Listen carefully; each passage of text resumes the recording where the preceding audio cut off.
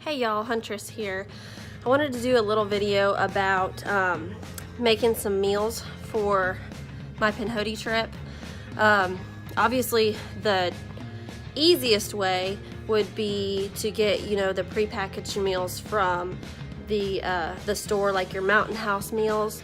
That's definitely not going to be the most lightweight option, and it's definitely going to be expensive. So I have a few Mountain House meals left over from previous trips that I'm going to pack, but I decided this time I'm going to make my own meals for my thru hike. So I wanted to show you just a little bit of my process of preparing these meals, and then later on, before I pack up, I'll show you a little bit more in depth of exactly what I packed. But let me see here. I'm going to give you a look at what I'm doing here to make these meals. Okay, I have an Excalibur food dehydrator where I can adjust the temperature settings here. And I've dehydrated a bunch of foods before making this video, but I was just going to kind of show you how this works. This time I'm going to be doing some deli style turkey. I did that earlier and it seemed to work really good. Got it in slices here. And I also decided to try to do some mushrooms. So we're going to see how these mushrooms turn out. And I'm going to put it on 145 degrees. I've just got to plug it in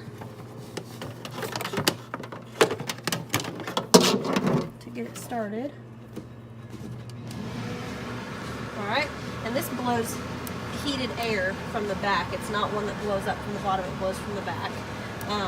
And it'll just start this drying process, and this could take 8 to 10 hours. I'll just keep checking it, and we'll just see how that goes. I'm going to go over here. There's the turkey and the mushrooms that I put in just now. And here's some stuff that I've already pre-dried. This right here is some of that same turkey, and it just turned up kind of crunchy. You can see that, like potato chips almost. And there's some corn.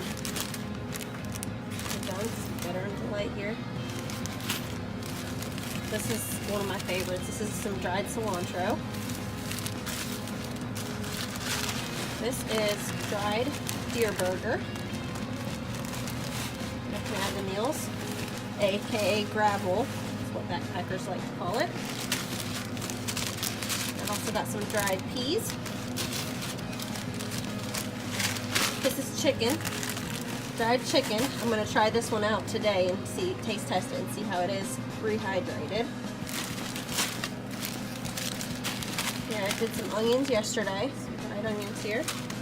And another favorite, avocados. Just make like little avocado chips. And they taste pretty decent rehydrated also. So my end product ends up looking something like this. This is taco ramen. And I used my food saver to pull the air out of these bags. And this has got ramen noodles, taco seasoning, avocado, cilantro, corn, and some of that ground deer burger in it. You can get a better look at this side here, what all it's got in it. And that's going to be one of my meals. Here's another one I did. This is dehydrated shrimp. Right now it's crunchy. It rehydrates pretty decently. And this is Alfredo. So I've got Alfredo with shrimp is one of my meals. Here's another one. This is a 2-serving one. This is sausage gravy. I just took a sausage gravy packet and I added some deer sausage that's been dehydrated to the mix.